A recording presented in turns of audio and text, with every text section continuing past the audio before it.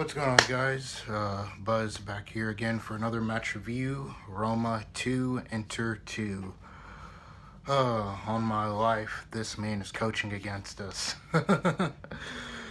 We're in control for literally the good part of the second half until we decided to try and drop back and defend the lead instead of keeping possession and going more attacking, and we end up blowing the lead that we had, and it ended up being 2-2.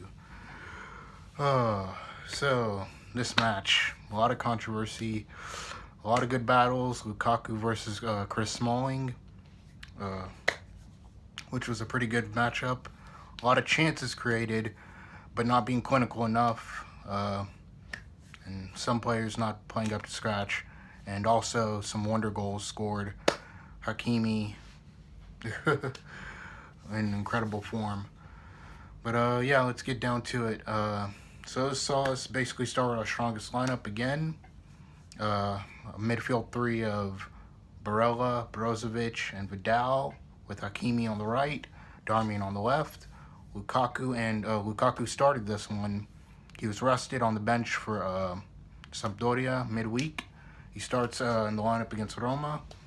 So it's Lukaku and Lautaro, Bastoni, De Vrij, and Skriniar in the back three, Handanovic in goal. You know how it is. Basically our strongest lineup that we can put out, which basically is our best 11. Matteo Darmian subbed off in the first half after he gets injured, I think with a knock. Ashley Young comes in. First half is basically a bit back and forth. We do have a couple good chances. Handanovic does make a few good saves, but we're not clinical enough. Roma look like they're into it. In the first half, it's mostly Roma, who are usually keeping control of the ball and basically having the shots on our goal. They end up scoring the 17th minute on a counterattack, which Barella was appealing for a foul by, I forget which Roma player it was, something with the V, Visadon or something, who fouled him. He's appealing for a foul, but ref waves play on because he doesn't see much in it. Mkhitaryan is able to shake off our defenders, pass it to Pellegrini, and Handanovic ball watches a bit because when you look at it, it literally looks like Handanovic has enough time to react and could have done a lot better, or honestly should have done a lot better, but instead just watches it go in, and 1-0 to Roma in the 17th minute of the match. And most of the first half is mostly Roma with the ball, keeping possession. Any chance we do get, it's just not clinical enough or not enough. Lukaku has 2 chances from 2 corners, but both chances he gets, they either go over the ball or over the bar, and Roma's keeper Gomez ends up palming it on one of the chances. Ashley Young gets a chance, but it goes out wide. And for the first half, we don't do much from there. In the second half, though, Inter basically comes out, a tale of two halves, a tale of two cities, a tale of two Inters. You don't know what you're going to get. You're never going to get a consistent 90-minute game of Inter just dominating or either being completely crap. You're usually going to get one half crap, one half good, one half terrible, one half excellent, and that's usually what happens. Inter ends up keeping more control of the possession, goes more attacking, creates a lot more opportunities. And the chance we do get to score comes from a set piece of a corner. Brozovic finds Skriniar. Skriniar hits it in the back of the net. It's leveled. Going back through it. It ends up being leveled 1-1. And now, again, takes a goal down and then another half for us to start to play and get into the strive. We keep going. Keep trying to get a chance on goal. Lautaro with a couple good chances. Young. Vidal with a chance in the second half that makes Gagliardini look good. Because, man. But who else other than Achraf Hakimi come up with a lightning bolt of a goal and just palms it top left corner that no one saw coming, a rocket with his weak foot, and we go 2-1. Everything's looking good. Although with Inter, we got to make it hard for ourselves. It can't be easy. It's going to be hard. Like buying something. I don't know, like buying a car. You're going to buy a car, you're going to end up making it harder for yourself and screw yourself over on paying extra $1,000 for the car. I don't know, you end up making it harder for yourself. We're leading 2-1 from the 70th minute. Antonio Conte decides to make substitutions. Vidal for Gagliardini and Kolarov for Ashraf Hakimi. And I think, I forgot to look at who was on the bench. I think it was Sensi, Eriksson, and Alexis Sanchez on the bench, which any three of those guys could have come on and probably done a lot better. Especially, I'm trying to keep possession of the ball and maybe just trying to attack, hit over the top long balls, or keep control, keep possession. Eriksson and Sensi are good at that. And also, Alexis Sanchez offers another attacking threat over Kolarov. But I digress. In the 70th minute, for some reason out of nowhere, we capitulate.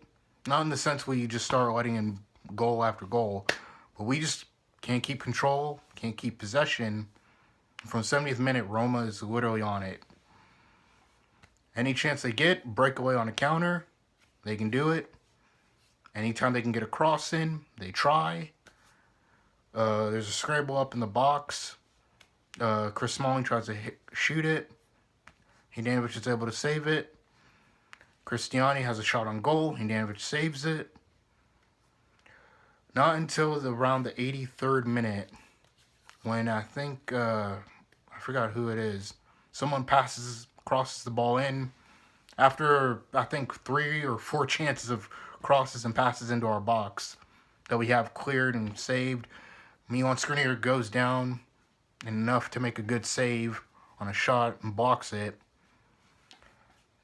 Again, no one tracking someone that's out wide and makes a cross right from our left-hand side. Mancini ends up shooting in the back of the net, and it's 2-2. Because we couldn't keep possession of the ball, and we ended up losing it, and Roma literally kept coming. Anytime we blocked it and were able to get it away from our goal, they fought for the second ball, grab it, and continue to keep coming and keep coming and keep coming. And even after they score and make it 2-2, they still keep coming. Even with any chance we try to make a breakaway, it falls flat. And the match ends 2-2 with basically, honestly, substitutions not working, or dodgy, questionable substitutions, which I have Antonio Conte's comments here. Asked if he could avoid making the late changes, Conte said Vidal had picked up a knock and asked to be brought off. Montaro was spent after 75 minutes of effort off the ball too. Hakimi gave a lot too, and these players have played a lot of football in the last 7 days.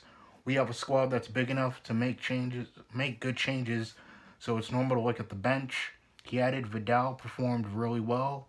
He had a slow start, but then increased the intensity of his game. It was a positive display, as was the case for all the others.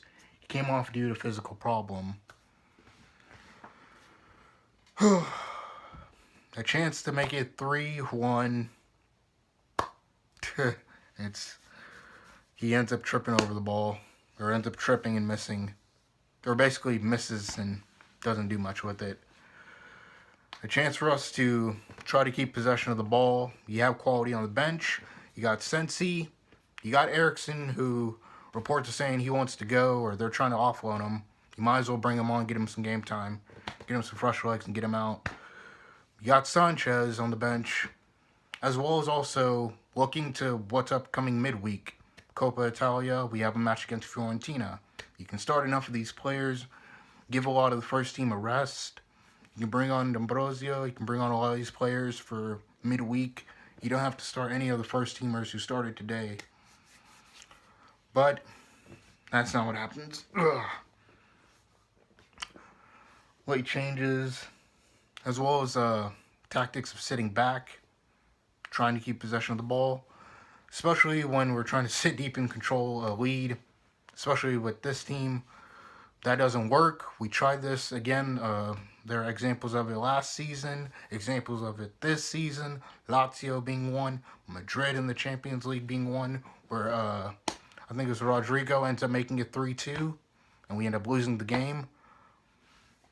Chances where we can't steal off a game, and that's kind of a recurring theme. Either we go up ahead 2 goals, 3 goals, we end up drawing. Go up ahead 2 goals, 3 goals, end up losing somehow. End up getting shaky. Some players are fatigued and tired. Bastoni doesn't look sharp. Barella looks a bit iffy. Just a bit iffy because he's played a lot. Last game, he ended up giving up a penalty. And it's starting to, like, creep in a bit. Matteo Darmian's picked up a knock. I'm not sure if he's injured or not, but Ashley Young had to come on for him. In this game. And also with this, Antonio Conte also, I think, said they're not looking to make any changes or signings in the January transfer market.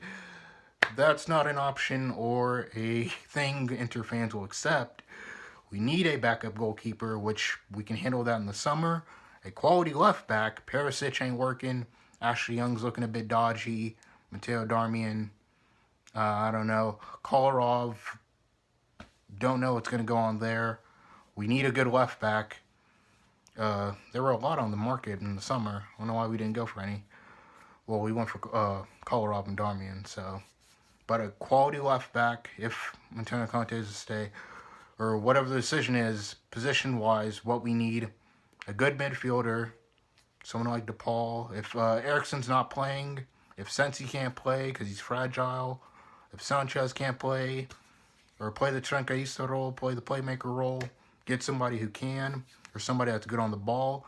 Vidal, iffy, Gagliardini, not up to surplus of what people think he should be. A backup center back on the left for Bastoni. Again, Bastoni is probably, only in his early 20s or late 19. He can't play a lot of football. He's going to need a break. Same thing for the back three, De Vrij and Skriniar. You're going to need at least maybe 2, I would say 2 okay, average-ish center backs. A backup for Lukaku. Perisic doesn't work. Alexis Sanchez and Martinez together, both light, not really aggressive, although Sanchez is more aggressive than Lautaro. Still, you need a target man and a physical presence up top. Olivier Giroud would be good, but Chelsea might not be willing to sell.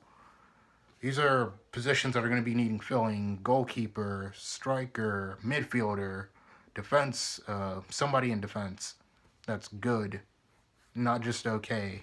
Like, you need someone that's good and up to scratch. And it's looking pretty worrying. Roma move up to 3rd. This is a draw. Milan win. I don't know what the Juve result was. Last time I checked, it was 1-1.